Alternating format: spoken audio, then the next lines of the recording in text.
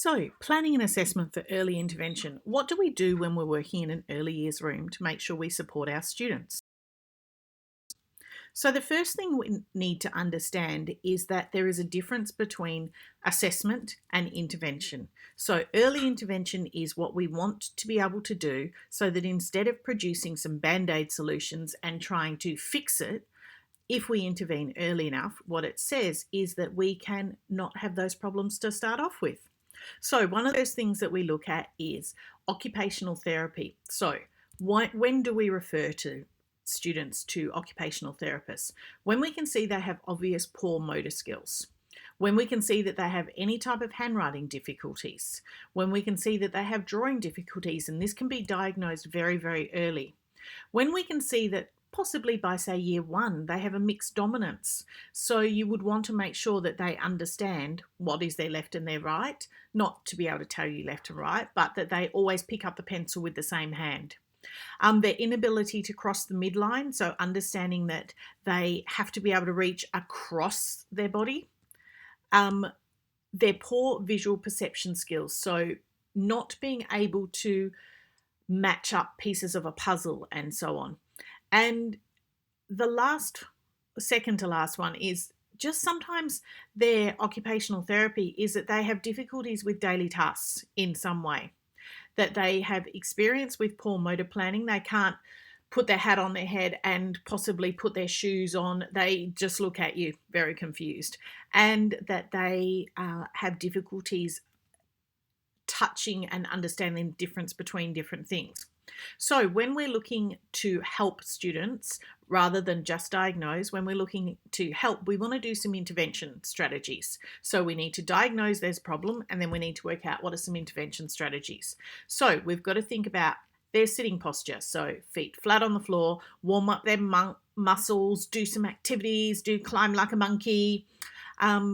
We want to make sure that the paper is stabilized, because sometimes if children are having difficulties, the paper moves, it makes life even more difficult for them. So think about, do you blue tack the sheet down onto the desk? Do you have a stamp on the margin? What can you do to support them? So use a slope board. For children that are having difficulties, this can really assist with the angle and the control of their writing in their forearm. So correct letter formation, so using something like Peggy Lego, I am a head, a body and a tail letter. So helping them to understand how things work.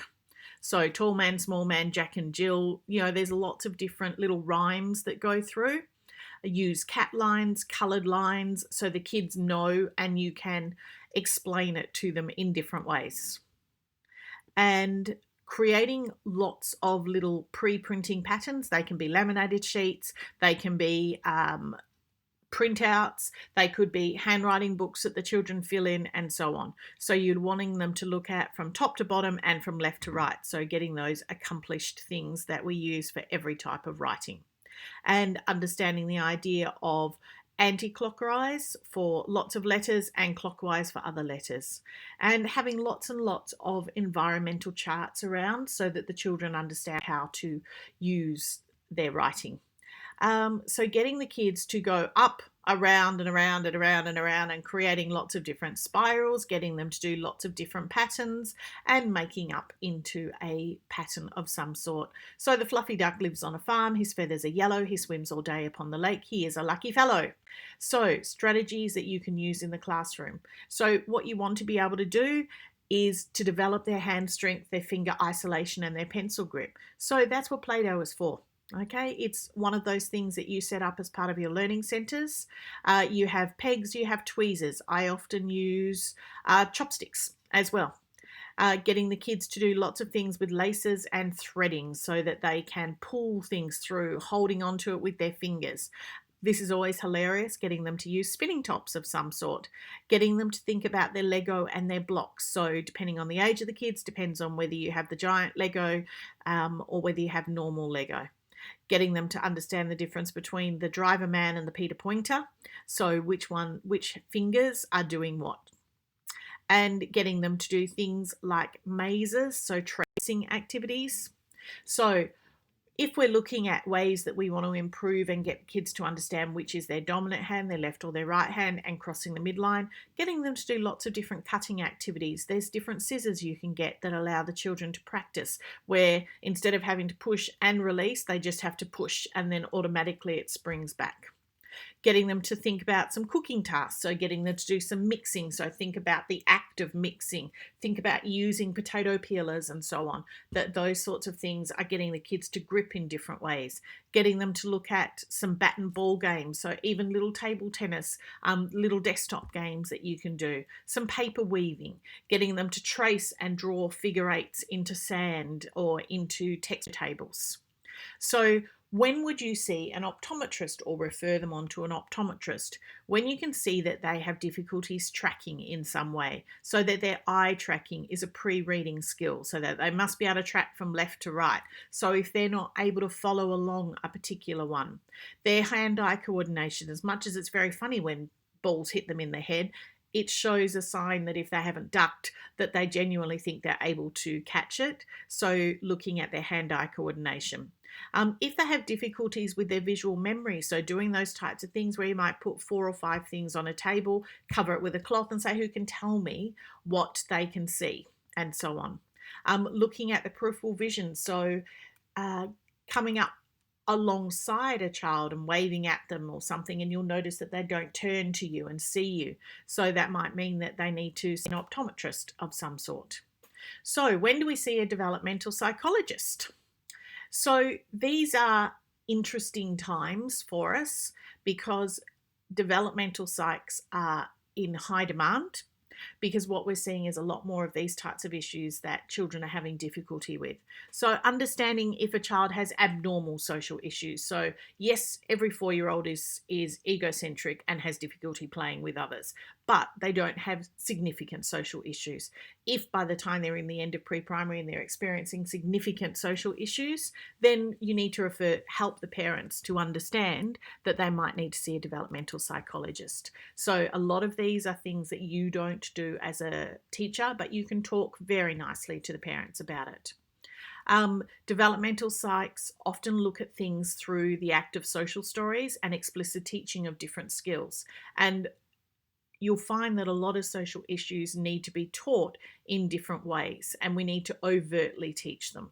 So you might go through a process of actually teaching different social skills for different points in time. So getting the kids to understand that the reason that they are taking turns is that you can't always go first. So yes, children like to go first, but not everybody can go first. So you're using social stories for that. And that you might go through and teach them and use these types of things with different children. Sometimes it works for the whole class. Sometimes you need to target individuals. Getting the children to understand what listening looks like. So you actually have to face the person. You have to look at them. You have to keep still. You have to use your listening words like, oh, wow, okay, thank you, yes, wow, and so on. And looking interested, so not looking really, really bored when somebody else is doing it.